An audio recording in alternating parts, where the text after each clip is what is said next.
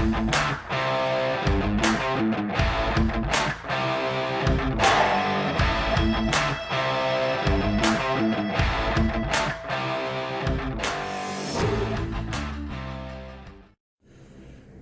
dulu punya pengalaman beberapa tahun yang lalu saya diundang oleh kedubes Korea.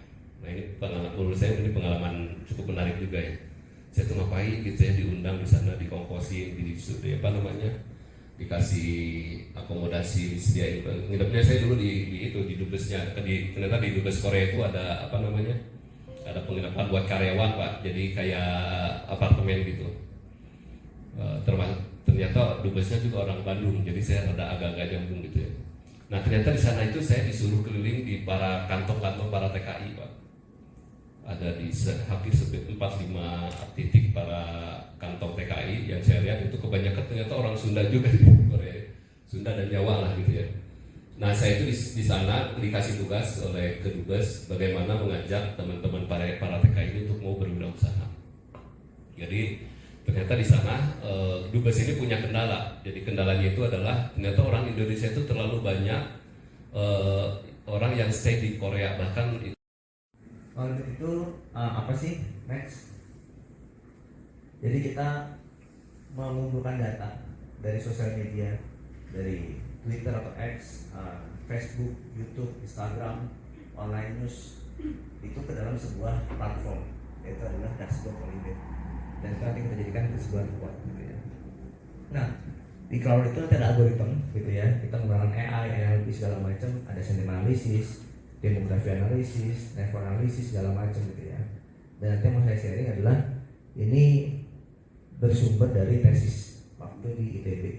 Jadi makanya kenapa pas di teman-teman informatika di Unpas, karena memang teman-teman nanti ketika tugas akhir, ketika tesis spending waktu 1 tahun bahkan lebih untuk develop something gitu ya.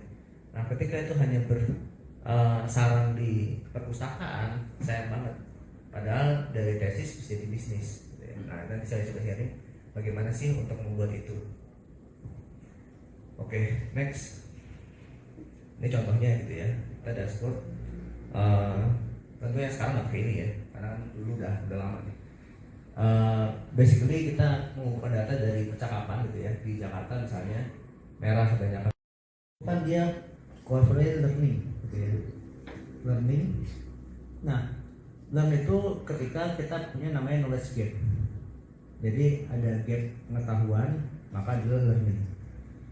Nah selama knowledge gapnya itu ada dan memang dibutuhkan, ya akan terus berkembang gitu ya. Jadi yang harus selalu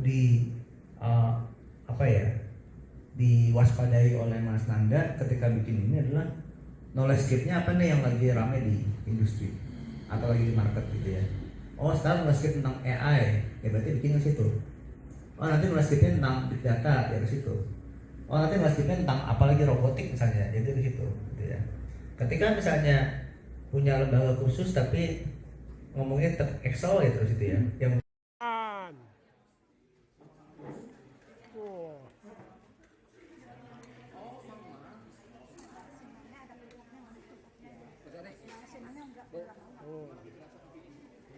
tampilkan yang wajah cantiknya.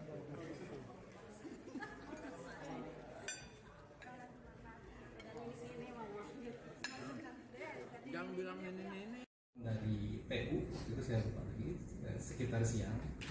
Besoknya harus mengikuti tes. Di tes saat itu sama Bu Santi dan teman-temannya nggak lulus baik, sedih waktu itu.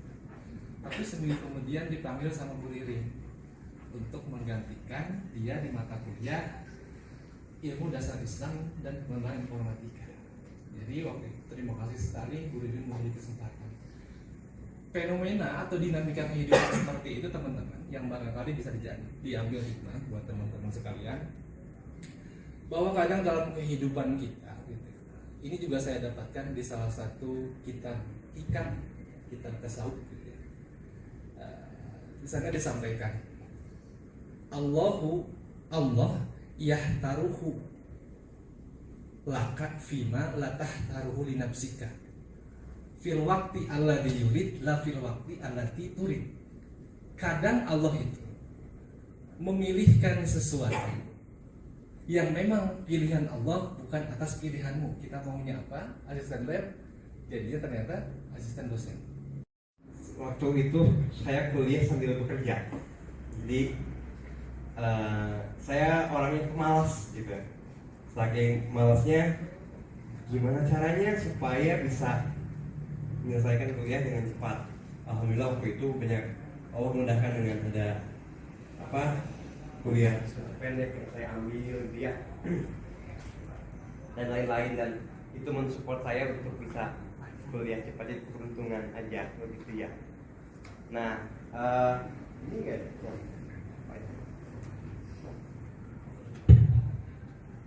Oke, jadi 3 tahun setengah. Tapi saya udah mulai bekerja itu dari semester 3 kuliah.